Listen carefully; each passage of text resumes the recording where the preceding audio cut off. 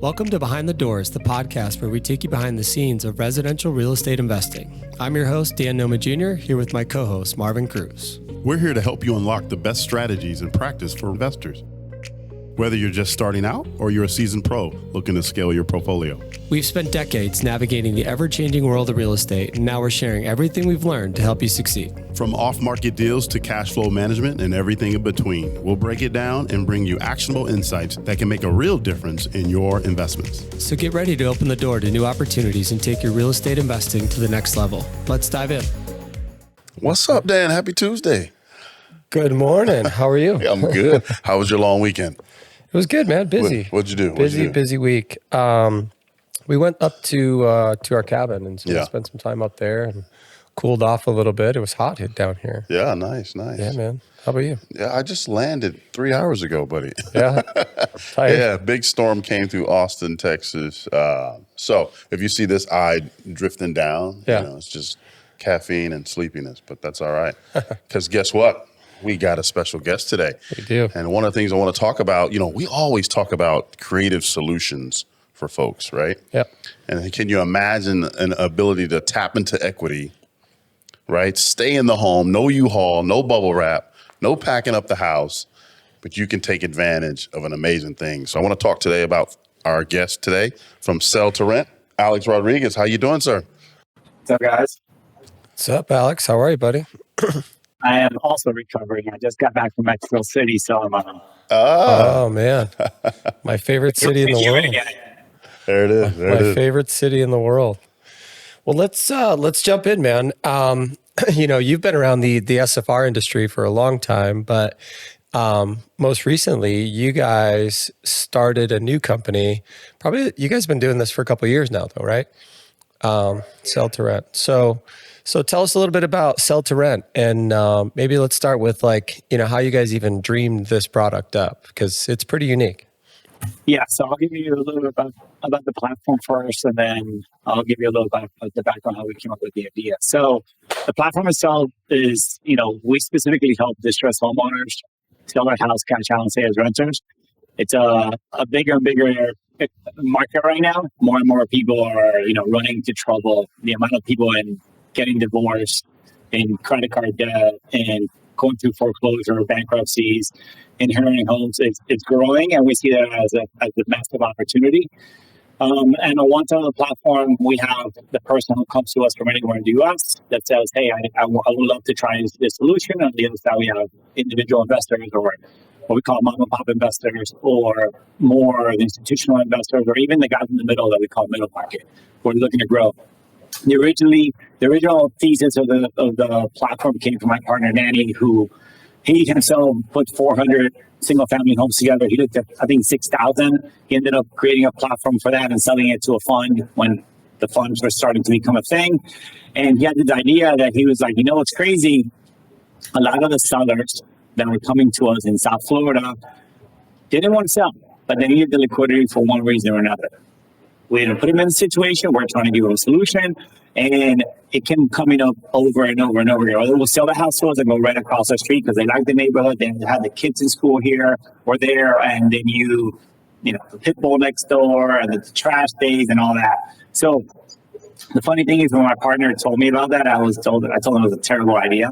Because why would anybody sell their house and stay in it? We're conditioning you sell and you got to move. And I was like, stop wasting my time.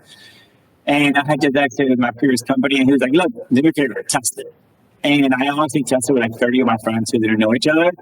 And I ended up being, I was the idiot. I was the one who had no idea, not coming, deep from that industry. And a lot of people reacted really, really well to it. So we decided to start building the platform for this. We're trying to become a tech play. To be honest, to be a marketplace. We don't want to hold all the assets. I own 9,000 apartments. He's owned hundreds of homes. We've done that already. And I think we can scale this across the U.S. because, look, up to today, we've done 25 different states already, transactions in 25 different states. We think we can do this across the U.S., but it has to work financially for the investor. It is not, none of these investors are acquiring the properties or moving into them. right? Yeah. So we look at it from a financial transaction, and we make sure that when we do underwriting, we look at it from the mentality of the buyer, not just the seller. It has to be a win-win for both sides. Yeah. Yeah. With that said, I mean, why do you think the industry hasn't solved for this before? I mean, a lot of people, you've heard this like sale-leaseback kind of, in the past, like maybe with a small-time wholesaler and stuff like that, but nobody's ever like streamlined this or made this mainstream. Like why do you think that nobody's tried to solve for it before? I think there's a couple of answers to that. I'll start with the right place at the right time. 4 years ago, when this industry was crazy, and everybody was high on crack on low interest rates, they will buy a house of the MLS, sight unseen, it matched the buy box, go, right? Everybody was just outpacing each other to buy more. No one wanted to deal with a tenant in place, or someone would acquire the home, especially the institutional investors, when they had to harden the home. They had to put their refrigerator in, because they'll go from the acquisitions guy to the operations guy. And a lot of people weren't open to it. That's on the institutional side. On those smaller individual investor side, they just weren't open to this because it wasn't in the air. It wasn't something that occurred before, right? The whole leaseback. I'll give you a quick story. So when we had a lot of apartments, every single year we said at the end of the year with a business coach, I'd be like, "How are we going to raise NOI? How are we going to make more money?" Right? And he was like, "Okay, you're going to raise rents this much. You're going to do additional revenue. You're going to put dog parking, charge dog fees, and all that stuff." And after years and years and years of doing that, the honest thing is that we had an aha moment. And he was like, "Don't let people move. So vacancy kills you. Turnover kills you. Honestly, leasing commissions, vacancy, marketing expenses, rehab, all this type of stuff that just stacks up. And if the unit's vacant for 2 months, you're never recouping that." So when we're putting Sell2Rent together, we had this aha moment of, okay, what if we use those lessons and now think more of a triple net lease, not so much about a longer term tenant, where someone's buying property on the investor side and says, what if someone stays for 5 years? What if I get prepaid rent up front? And what if that person doesn't want to move for a while? Maybe I don't pop the rent $100 every year, but what if I don't need all the vacancy costs and all the other things that impact the bottom line? So that's a lot of what we think as we've been engineering the product. Yeah. So hey, Alex, how much equity does the seller have to have, or do they have to have equity? Yeah. So usually if they have less than like 15%, it doesn't work. Because the reality is a buyer buying a property through Sell2Rent is not buying at a market price. So if the seller expects to get top dollar, this is not the realistic move, because no buyer is moving into the home. So it's not retail, right? So if they don't have at least 15% equity from today's price point, it's probably a no-go. But the reality is that we look at all that in-house, and we make sure that if the person's selling at a 50% discount, doesn't mean that they're not winning, because most of these people bought the houses 6, 7, 8 years ago, and the market went up because the market went up. Not because they added a pool or a third floor or an extra room. It rolled the wave, right? So they're still winning, but in our eyes, it always has to work for both sides, the seller and the buyer. Yeah. What type of homeowner do you think benefits the most from the model? Is it like, a family going through divorce, retirement, financial hardship? Like what's like the perfect avatar? I mean, have you found so far? We've seen a lot of people in divorce, right, come to us where we've learned that both parties got to be alive, at least if they're both on mortgage and title of the home. We see a lot of people today in credit card debt, like a lot of people. We see a bunch of people with medical debt. But the thing about those is that, especially on credit card debt, a lot of people are making payments, but they're not lowering the balances. They're just making monthly payments to survive, right? And their biggest, to be honest, the biggest equity, the most equity that they have, their biggest asset is their home, and it's illiquid. Some of these people have terrible credit. Honestly, when we look at it, we underwrite them. We underwrite the house, we underwrite the transaction, but credit to us is not the biggest thing, because a lot of people screw up their credits for many things in this world. Like they missed a student loan payment, or they moved and didn't, medical bill or something like that. So this works really well for someone who needs the liquidity, who has at least 15, 20% equity, and who doesn't qualify for a regular refi, a regular HELOC, a regular thing that's just something to get liquid, or even an HEI. A lot of the HEI providers, their key indicator is their credit, right? To us, as an investor, honestly, I care about debt service. Can you pay your loan? Can you pay your home? I didn't care so much about necessarily credit. Yeah. So walk us through that experience, I guess, for the homeowner. So the homeowner decides to sell and rent it back. They're giving up some equity, obviously, to do it, but then they're also prepaying some rents, right? In a lot of cases. How does that? Yeah, I'll give you a regular scenario. Joanna comes to us in St. Louis, Missouri at 1 a.m. on a Tuesday, right? She goes through our form. We pre-qualify her based on different filters that we have. Then we always meet with her. Always. We got to understand the why. Like, why are you coming to our platform? We're a digital company. You're not walking into my office. So let's talk about it. Why, when do you need to do this by? What's the reality of your needs?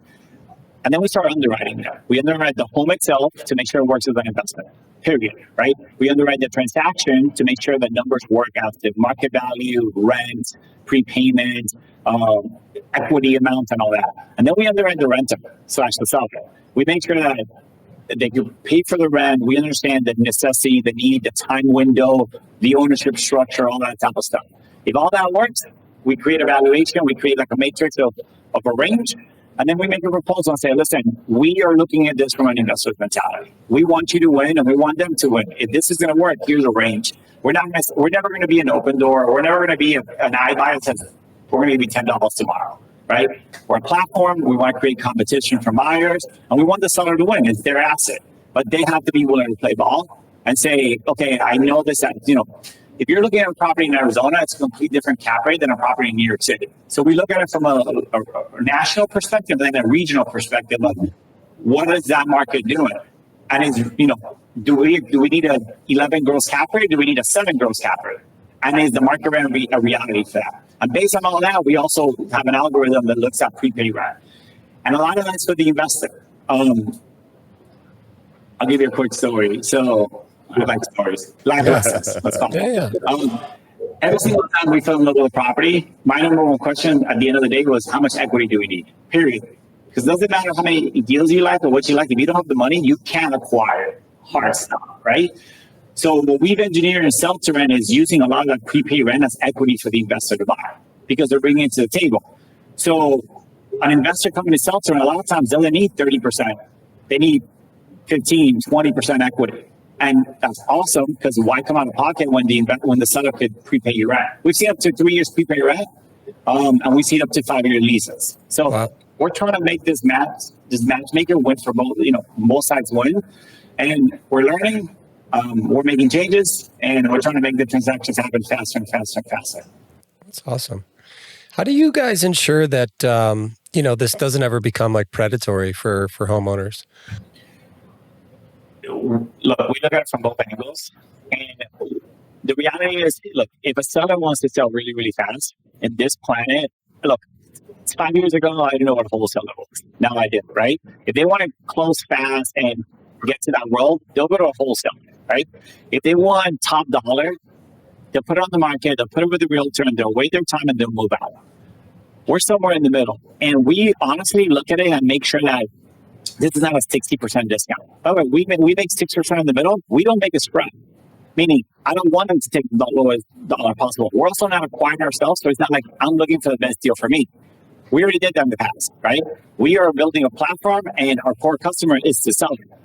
So we always tell them we're aligned. Like, we want them to win. We want them to get multiple offers. We want them to negotiate. We want them to get the lease terms that they want. Sometimes the house needs more work, or sometimes they have a solar panel, and we got to figure that out. But the reality is, our core customer is always going to be the seller, but we look at it from an investor's mentality because the whole chicken and the egg. What's more important? Yeah, seriously, Marvin. What do you think? I mean, we talk a lot about like home ownership shifting in this country, right? Yeah. We'll grab Alex's perspective on this too, but now that you're hearing this, now you can sell your home, stay in the property. I think I don't know, for me, I feel like more people are interested in renting now than they ever have before, right? Like the idea of home ownership in this country has kind of shifted a little bit. Absolutely. I think what was key, what Alex said is usually what happens is you have bad credit, so you can't pull the equity out. And that's the frustrating part. Yeah. And so now you have this opportunity. I really don't want to move. I just want to get rid of this debt I have. And so I think this is awesome. Plus, to your point, and I can rent now and take that burden off of me. And so I think it's a fantastic. Do you have concerns, Alex, or do you see issues where the rent changes from their mortgage? Do they see a benefit here? Do they get a drop, or is this all let's negotiate from the start? All the time. A lot of people take 4% mortgages, 3% mortgages, but that's just debt service. That's your monthly payment. Doesn't mean that you pay down your $60,000 credit card bill or your $50,000 insurance, liability, or your kids go to college and you want to help them with that bill. So the reality is, what our core customer, who's a seller, is capitalizing on is the value that was created and it's locked up on bricks, right?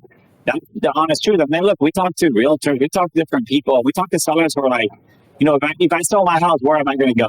And our joke is, your own house, same place. Like, stay for a couple of years. You don't have to move to tomorrow. Right. Yeah. Yeah, that's interesting. Alex, where do you see this evolving in the next, 3 to 5 years? I mean, when I look at the market and I see where people are positioned right now, and I mean, to me, it's like they're locked in these, great mortgages that they've got, but they need liquidity or they need access to that equity. They can't tap into it, and the rates to refi don't make a lot of sense. And then to sell, I mean, 6 months ago, it made some sense. You could sell and you could unlock that equity and you could get retail value for your property. But today, if you're going to sell, you're going to get, a discount from maybe a market value, right? In order to sell it, because otherwise it's just going to sit on the market for a while. So, I mean, where do you see this evolving for the next 3 to 5 years? Look, I'm a distressed real estate buyer outright. That's why I started my career at Dun & Mead, and lots of opportunities. From the investor perspective, being honest, I wasn't so excited 3-4 years ago. I'm more excited today. I was really excited 7 years ago, 8 years ago, right? Hence why I sold everything 4 years ago.